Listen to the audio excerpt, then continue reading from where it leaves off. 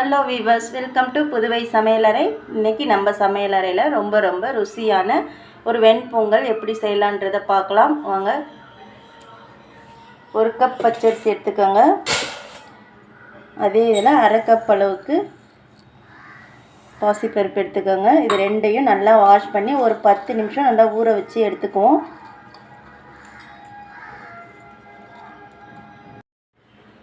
இப்போ அரிசியும் பருப்பும் நல்லா 15 நிமிஷம் ஊற வச்சு எடுத்துருக்கிறேன். இது கூட நம்ம 1.5 கப்பு அரிசியும் பருப்பும் சேர்ந்து எடுத்துருக்கிறதுக்கு 4.5 கப்பு தண்ணி வச்சுக்கலாம். 1க்கு 1.5 அந்த அளவுக்கு எடுத்துக்கலாம். இப்போ இது கூட நம்மளுக்கு தேவையான அளவு உப்பு, இஞ்சி, ஒரு கொஞ்சமாக இஞ்சியும் சேர்த்து மூடி போட்டுக்குவோம். மூடி 2 விசில் 5 நிமிஷம் வச்சு ப்ரெஷர் போனதை பார்க்கலாம். இப்போ 2 விசில் 5 நிமிஷம் ஆயிடுச்சு. ப்ரெஷர் எல்லாம் போயாச்சு, எடுத்துடலாம்.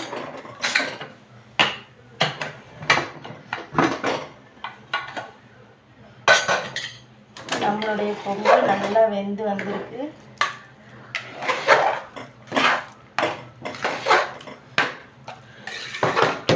இதை நம்ம தாளிச்சிடலாம்.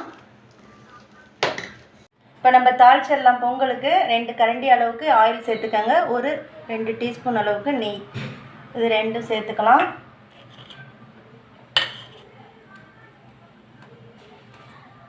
கூட 1 டீஸ்பூன் அளவுக்கு மிளகு, 1 டீஸ்பூன் அளவுக்கு சீரகம்,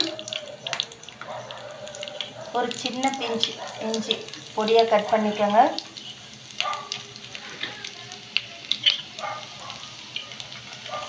ஒரு 10 முந்திரி பருப்பு,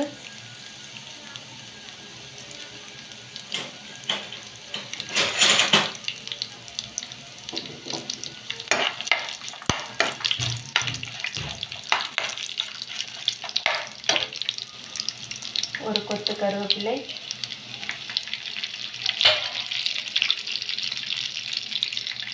ஒரு பிஞ்ச் அளவு பெருங்காயத்தூள்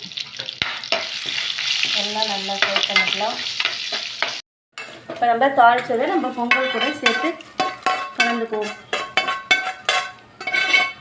பொங்கலுக்கு 1.5 பங்கு அரிசி பருப்பு எடுத்துக்கிட்டால் 4.5 பங்கு தண்ணி வச்சுக்கிட்டோம்னா கரெக்டாக இருக்கும். 2 விசில் 5 நிமிஷம் சிம்மில் வச்சுருங்க.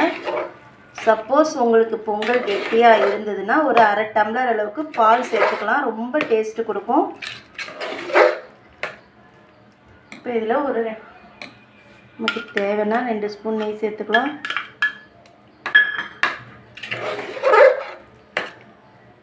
இப்போ நம்மளுடைய சுவையான வெண்பொங்கல் ரெடி ஆகிடுச்சு. இந்த டிஷ் உங்களுக்கு பிடிச்சிருந்ததுன்னா என்னோட சேனல் புதுவை சமையலறை சப்ஸ்கிரைப் பண்ணுங்கள், லைக் பண்ணுங்கள், ஷேர் பண்ணுங்கள், கமெண்ட் பண்ணுங்கள். தேங்க்யூ.